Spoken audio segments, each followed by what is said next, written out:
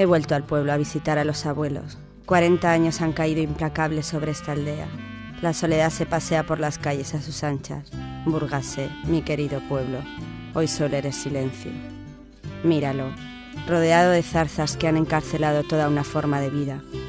Una vida que se ha convertido en recuerdos, solo recuerdos presos entre sus paredes. Aquel pantano con el que nos amenazaron no se ha hecho. ¿Para qué, pues, se despobló todo el valle? Los pueblos vecinos parecen fantasmas. Cajol, Sassé, Campol, San Felices, Jánovas, Lacor, Jere, Ginoabel. Nos engañaron sin escrúpulos, mataron una forma de vida, mataron mi pueblo, mataron mi lengua, mi valle. La Solana, ¿quién te puso ese nombre?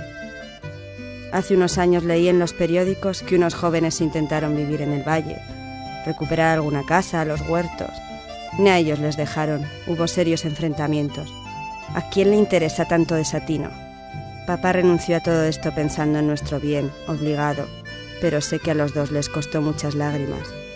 Que aunque todos nos hemos adaptado, ¿qué remedio? Aún hoy maldicen a los culpables.